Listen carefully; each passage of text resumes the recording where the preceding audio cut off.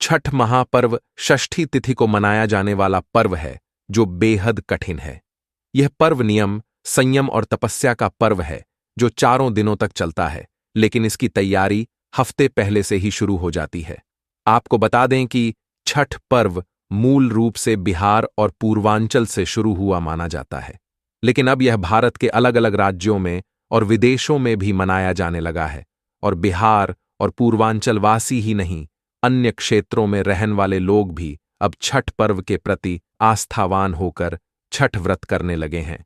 छठ पर्व और छठ मैया की मान्यता। छठ पर्व मुख्य रूप कार्तिक शुक्ल षष्ठी तिथि को मनाते हैं, लेकिन इसके अलावा चैत्र शुक्ल षष्ठी तिथि का छठ पर्व, जिसे चैती छठ कहते हैं, यह भी काफी प्रचलित है। इस तरह 2 छठ व्रत विशेष रूप से महत्व है।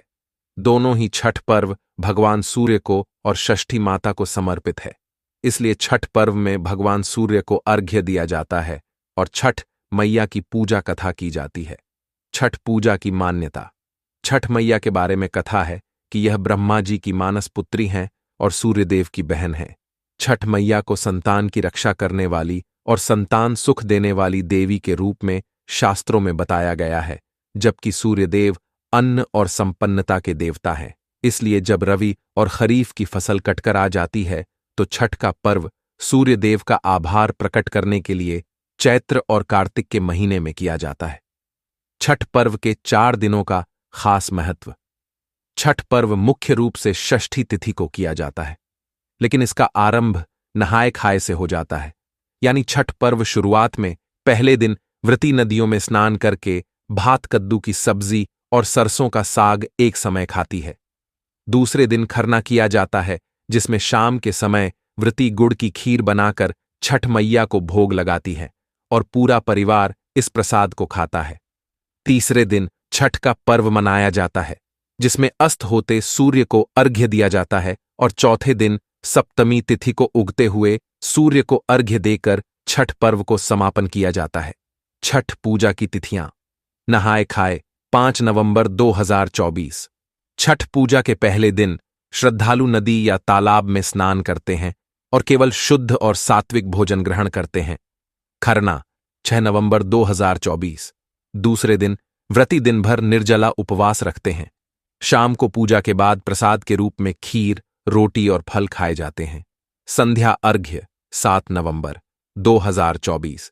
तीसरे दिन व्रती सूर्यास्त के समय नदी या तालाब के किनारे जाकर सूर्यदेव को अर्घ्य देते हैं।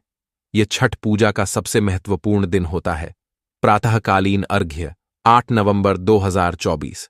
चौथे दिन उगते हुए सूर्य को अर्घ्य दिया जाता है, जिसके बाद व्रती अपना व्रत तोड़ते हैं और प्रसाद वितरण करते हैं।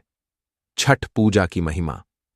छठ पूजा को सबसे कठिन व्रतों में से एक माना जाता है, क्योंकि इस दौरान श्रद्धालुओं को कठोर नियमों का पालन करना पड़ता है। यह व्रत परिवार की सुख समृद्धि, संतान की दीर्घायु और रोग मुक्त जीवन के लिए किया जाता है।